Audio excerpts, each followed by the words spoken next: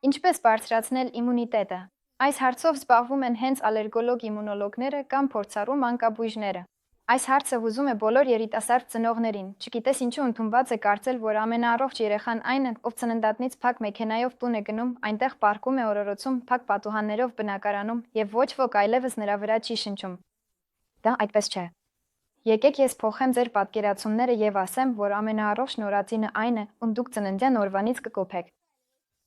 Դա այն փոքրիկն է, ով ապրելու է լավ օդափոխվող բնակարանում։ Եվ պետք չէ վախենալ բացել պատուհանները, եթե երեխան այդ պահին նույն սենյակում է։ Պետք չէ երեխային շատ փաթաթել, որովհետև նրա ջերմակարգավորումը արդեն իսկ անկատար է։ Եվ երբ դուք մշտապես նրան հագցնեք կամ փաթաթեք, նրա անոթները չեն հասկանա, թե ինչպես պետք է աշխատեն, որպեսզի ճիշտ կերպով ապահովեն անհրաժեշտ օրգանները։ Այսպիսով, կոփումը հենց ամենաարդյունավետ գործիքն է իմունային համակարգի ձևավորման համար։ Անպայման ձեզ կպատմեմ նաև պատվաստումների մասին, որովհետև պատվաստումը իսկապես այն քիչ գործիքներից է, որի արդյունավետությունը ապացուցված է որոշ հիվանդությունների դեմ։ Եվ պետք է ասել, որ ցավոք, մեզ մոտ այնքան էլ շատ պատվաստանյութեր չկան, որքան կուզենայինք։ Կարծում եմ, որ վաղ թե ուշ մենք կընդլայնենք այն հիվանդությունների շրջանակը, որոնց դեմ պատվաստանյութեր կզարգացնենք։ Բայց գոնե այս պահին մենք արդեն կարող ենք օգտագործել այն, ինչ կա մեր զինանոցում։ Իրականում կոփումը երեխային սառը ջրում լողացնելը չէ, այլ երեխայի մարմինը պարբերաբար և կանոնավոր կերպով տարբեր եղանակներով սառեցնելն է։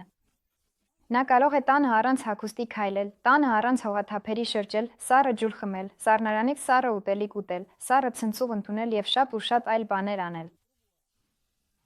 Գիտեք, մենք չենք հիվանդանում սառը եղանակից, մենք հիվանդանում ենք այն պահերին, երբ հասցնում ենք հանդիպել վիրուսի կամ բակտերիայի հետ։ Դա կարող է տեղի ունենալ թե շատ տաք, թե շատ սառը սենյակում։ Վիրուսի կամ բակտերիայի համար դա էական չէ։ Մի վախեցեք նաև մեքենայում կամ տանը, որտեղ երեխան է գտնվում, օդորակիչ միացնելուց։ Հավատացեք ինձ, փոքրիկին նույնքան անհարմար է տաք օդում, որքան մեզ։ Իհարկե, մարդու իմունային համակարգն ավելի լավ է աշխատում, եթե նա ավելի շատ վիտամիններ է օգտագործում։ Սակայն պետք չէ վիտամիններ գնել դեղատներից։ Դուք շատ ավելի շատ վիտամիններ կստանաք թարմ սննդից։ Այդ պատճառով տարբեր բանջարեղենները, մրգերը, ձուկը, միսը, հատիկավորները հենց մեր իմունային համակարգի օգնականներն են։ Եվ իհարկե, շատ կարևոր կետ է իմունային համակարգի վրա տարբեր հիվանդությունների ազդեցությունը կանխելու համար՝ պատվաստումը։ Պատվաստումը այն քիչ արդյունավետ միջոցներից է, որոնք այս պահին ունենք մեր զինանոցում։ Ես շատ կուզենայի հավատալ, որ ժամանակի ընթացքում մեր ձեռքում կլինեն ավելի արդյունավետ պատվաստանյութեր, և մենք կկարողանանք ընդլայնել այն հիվանդությունների շրջանակը, որոնցից մենք սկզբնապես պաշտպանված կլինենք։ Նույնիսկ եթե դուք ամեն ինչ անում եք մեր խորհուրդներին համապատասխան, ձեր փոքրիկը միևնույն է կարող է հիվանդանալ, և դա նորմալ է։ Երեխան ժամանակ ունի իր ադապտիվ իմունային պատասխանը ձևավորելու համար, այնպես որ մի անհանգստացեք, եթե երեխան տարվա ընթացքում նույնիսկ 20-30 անգամ հիվանդանում է, բայց յուրաքանչյուր անգամ առողջանալու համար նրան հակաբիոտիկ պետք չի լինում։